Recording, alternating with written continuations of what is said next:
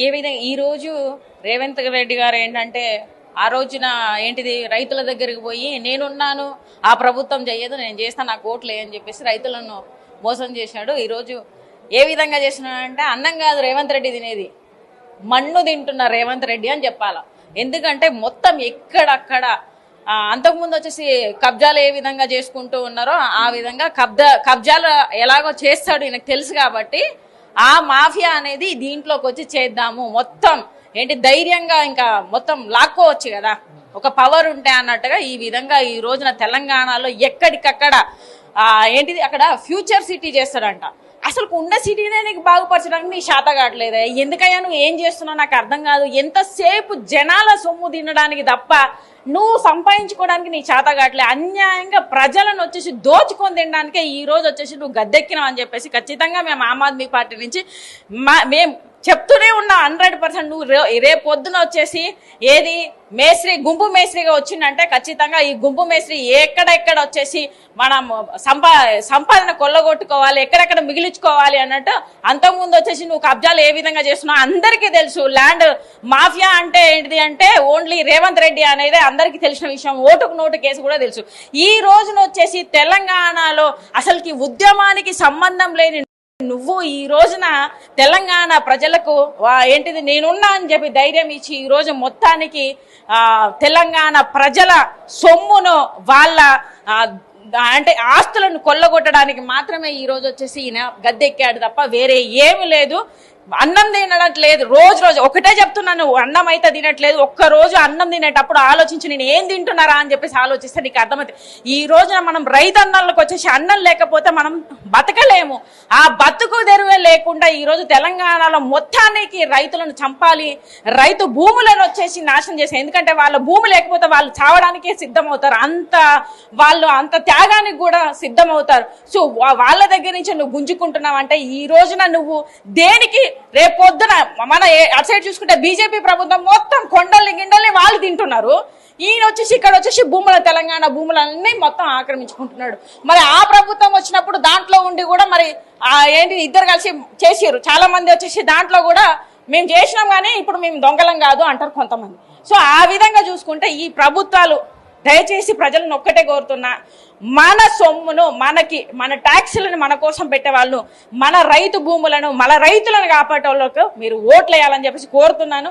ఇప్పటికైనా బయటకు వద్దాం. ఖచ్చితంగా కూర్చున్న పంజాబ్ లో వచ్చేసి రైతులను ఏ విధంగా బీజేపీ ప్రభుత్వం చేసి 800 మంది రైతులను వచ్చేసి అక్కడ వాళ్ళు చనిపోవడానికి వాళ్ళు కారకులయ్యారు. ఈ రోజు ఈ రేవంత్ రెడ్డి ప్రభుత్వం వచ్చేసి ఆ విధంగా కాకముందే మనం అందరినీ రైతులని కాపాడుకుందాం. ఈ రోజు వచ్చేసి కల్తీ ఫుడ్ వల్ల మనం ఎంత నష్టపోతున్నామో తెలుసు. మనం ఎంత సంపాదించినా లాస్ట్ తినడానికే కదరా, ఆ తిండే లేకుండా చూసుకుంటున్నాం. కానీ మన ఇప్పుడు నిజంగా ఏ విధంగా యువతనైతే మొత్తానికి ఈ సోషల్ మీడియాకు మొత్తం ఉపజెప్పేసారు. స్క్రోల్ చేసుకుంటా మీరు ఇన్స్టాల్ చూసుకుంటూ ఉండండి, మీరు క్వశ్చన్ చేయొద్దు అన్నట్టుగా ఈ ప్రభుత్వాలే ఈ సోషల్ మీడియా మీన్స్ ఈ రీల్స్ వచ్చేసి ఎక్కువగా ఎంకరేజ్ చేసుకుంటా వేస్ట్ వాటిని మనం టైం పాస్ చేసేటట్టు చేసారు. దయచేసి ప్రజలందరూ క్వశ్చనింగ్ కి రండి. ఫస్ట్ ఏం చేసినా ఒకప్పుడు చిన్న ఏంటిది ఒక పావులా పెరిగితేనే రేట్లు ఏదో విధంగా పావుల ఆటన పెరుగుతూనే రోడ్ల మీదకి వచ్చారు. ఈ రోజున మనం వచ్చేసి కనీసం కరోనా వచ్చిన తర్వాత మనకు నిత్యావసర ధరలు రేట్లు పెరిగినాయి. అంటే ఈ రైతులను సంపాదించిందే కదా అన్నము కూరగాయలు ప్రతి ఒక్కటి నిత్యావసర వస్తువులే వాళ్ళు పండించేది. వాళ్ళనే నువ్వు వచ్చేసి ఈ విధంగా గుంజుకుంటున్నావు, భూములు గుంజుకోవడానికి ట్రై చేస్తున్నావు అంటే మనమందరం బయటికి రావాలి. ముఖ్యంగా యువత మీరందరూ బయటికి వస్తేనే ఆలోచించండి. మనం ఎవరికి ఫ్యాన్స్ కాదు, ఎవడు వాళ్ళ ఇంట్లో నుంచి సంపాదించి వాటిలో ఒకరికి ఫ్యాన్ గా ఉంటే మనం బయటికి రావాలి. మన భూములని మన ఆస్తులని తెలంగాణ ట్యాక్సులని మనం కాపాడుకుందాం. మనం కడితేనే ట్యాక్సులు కడితేనే వీళ్ళు వచ్చేసి ఈ రోజు అధికారంలో ఉన్నారు.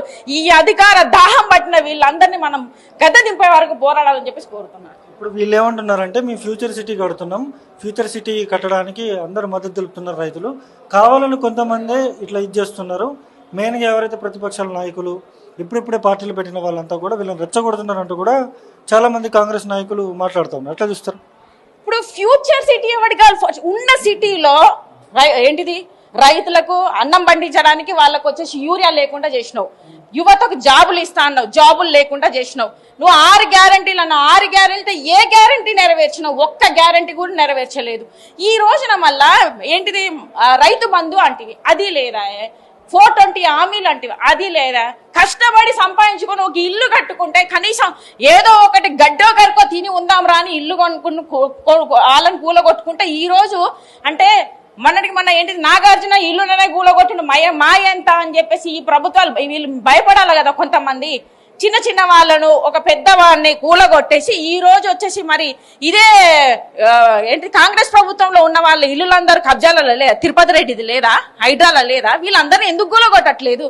సో ఈ రోజున ఎక్కడికక్కడికి ఈ ప్రభుత్వము ఓన్లీ ఫ్యూచర్ సిటీ అనే పేరుతోని ఉన్న సిటీని పక్కన పెట్టి దోచుకోవడానికి ఈరోజు ఏంటి గాంధీ సరోవర్ అదే ప్రాజెక్ట్ సేమ్. ఈ ప్రాజెక్టులు ఎందుకు తీసుకొస్తున్నాడు అంటే తను వచ్చేసి కూడబెట్టుకోవడానికి మాత్రమే.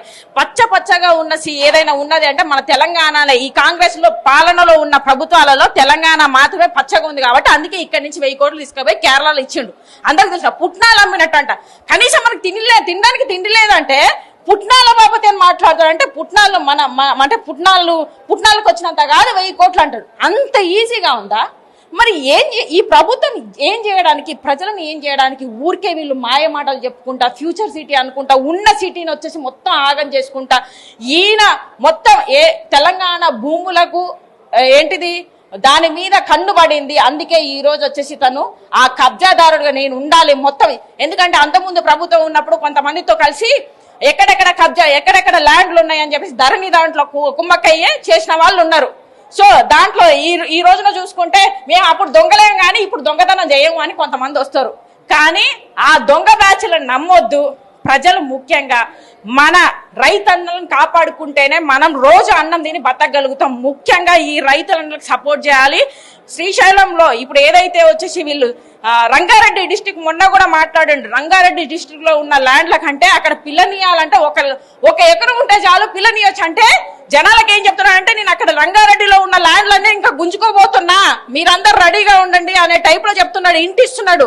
జాగ్రత్త. మన రంగారెడ్డి వాళ్ళందరూ, నేను కూడా రంగారెడ్డి డిస్టిక్ లోనే ఉన్నాను కాబట్టి మా భూములను గుంజుకోవడానికి ప్రయత్నం చేస్తున్నాడు. దయచేసి అక్కడ వాల్యూ పెరిగింది కాబట్టి ఈ రోజు రేవంత్ రెడ్డి కన్నా అక్కడ పడింది. మనందరం రైతన్నలకు సపోర్ట్ ఇవ్వాలి, లేకపోతే రేపొద్దున మనకే అన్నం ఉండదు. యువత ముందుకు రావాలి, ముఖ్యంగా యువత ముందుకు రావాలి. అదొక్కటి నేను కోరుకున్నా. ఈ పిచ్చి ఈ ఏంటిది గ్రూపిజాలు లేకపోతే వచ్చేసి సోషల్ మీడియాలో వచ్చేసి రీళ్లు చూడడం కాదు, మనం రోడ్డు మీదకి వచ్చి పోరాడాలి. ఈ రోజున వచ్చేసి ఒక 500 రూపాయలు 1000 రూపాయలు ఇస్తే ప్రోగ్రాంలకు పోతున్నాం. మనకైనా సిగ్గుండాలా? అది వదిలేయండి. ఫస్ట్ మన సొమ్మును వీళ్ళే మనకి ఇస్తున్నారు. వీళ్ళు 500 1000 రూపాయలు ఓట్లకు ఇచ్చినా ఈ రోజు ప్రోగ్రాంలకు ఇచ్చినా మన పైసలే ఇస్తున్నారు. 1000 రూపాయలు ఇచ్చాడంటే రేపొద్దున వాడు 1,00,000 రూపాయలు తీసుకుంటాడు. అదే ఒక్క రోజులోనే. అది గమనించాలి. యువత అందరూ బయటికి రావాలి. రైతులను కాపాడుకుందాం. రైతులను కాపాడుకుంటేనే మనం వచ్చేసి బతకడానికి అవకాశం ఉంటుంది. మన బతుకు తెరివే రైతన్నలు కాబట్టి రైతన్నలకు మద్దతు ఇవ్వాలని చెప్పేసి మనం తెలంగాణ పోరాటం చేసినాం. కానీ ఇప్పుడు మళ్ళీ పోరాటం రైతన్నల కోసం చేస్తేనే మనం తెలంగాణలో బతకగలుగుతాం అని చెప్పేసి ఖచ్చితంగా చెప్తాం.